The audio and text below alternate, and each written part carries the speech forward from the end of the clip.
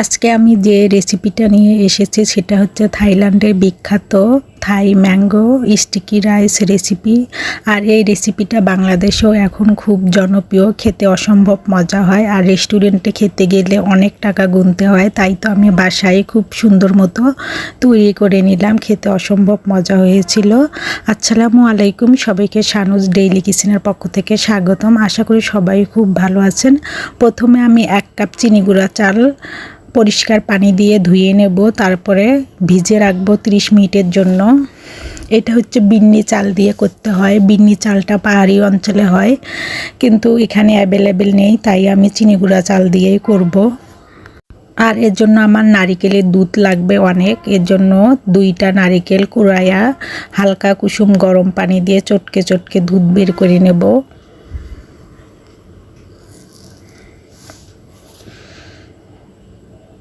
এখন আমি সেঁকে নিচ্ছি।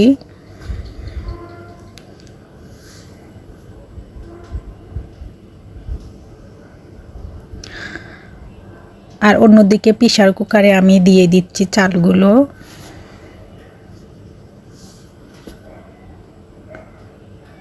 আর এই ভাতটা প্রেসার কুকারে করতে হবে, তাহলে বেশি আঠালো হবে, কারণ ম্যাঙ্গো স্টিকি রাইসটা আঠালো খেতেই মজা লাগে।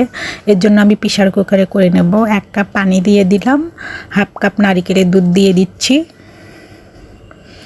টেস্টের জন্য সামান্য একটু লবণ, 3 চা চামচ চিনি দিয়ে সব কিছু সুন্দর মতো মিক্সার করে হাই হিটে 1টা সিটি বাজিয়ে রেখে দেব। আর অন্যদিকে আমি ম্যাঙ্গো স্টিকি রাইসটা খাওয়ার জন্য সস বানাবো। এর জন্য 3 কাপের মতো নারিকেলের দুধ দিয়ে দিলাম, হাফ কাপের মতো গুঁড়া দুধ, টেস্টের জন্য সামান্য একটু লবণ, হাফ কাপ কনডেন্স মিল্ক দিয়ে এগুলো ঠান্ডা অবস্থায় খুব সুন্দর মতো হ্যান্ড উইচের সাহায্যে মিক্সার করে নিচ্ছি। আর অন্যদিকে 2 টেবিল চামচ কর্নফ্লাওয়ার ঠান্ডা পানি দিয়ে গুলিয়ে নিচ্ছি, নিয়ে এক সাইডে রেখে দিচ্ছি। আর এই দুধটা আমি ঘন করে জাল করে নেব। যখন বলক চলে আসবে তখন হাফ কাপ উঠিয়ে রাখবো। এটা আমি পরবর্তীতে ব্যবহার করব। এখন আমি দিয়ে দিচ্ছি গুলে রাখা কর্নফ্লাওয়ারের পানি, দিয়ে খুব সুন্দর মতো জাল করে নেব ঘন হয়ে আসা পর্যন্ত।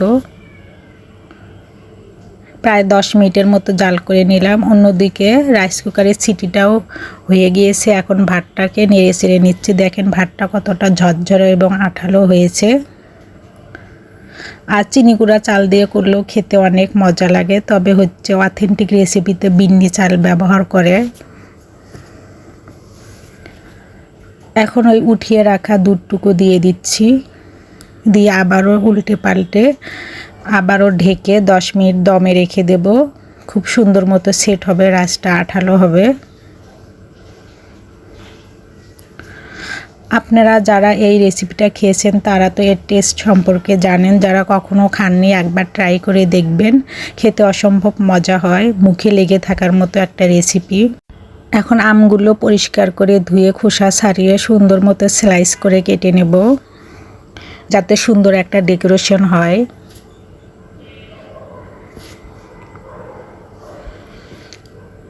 এখন আমি একটা কাচের বাটিতে ভাত উঠিয়ে নিচ্ছি সুন্দর মতো ডেকোরেশন করার জন্য। হালকা একটু চেপে চেপে নিলাম।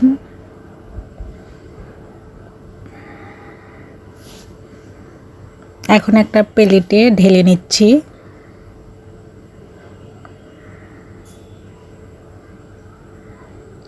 আর এই রেসিপিটা আমার বাসার সবাই খুবই পছন্দ করেছে, আমারও খুব ভালো লেগেছিল। নেক্সট টাইম আবারও খেতে ইচ্ছে করতেছে।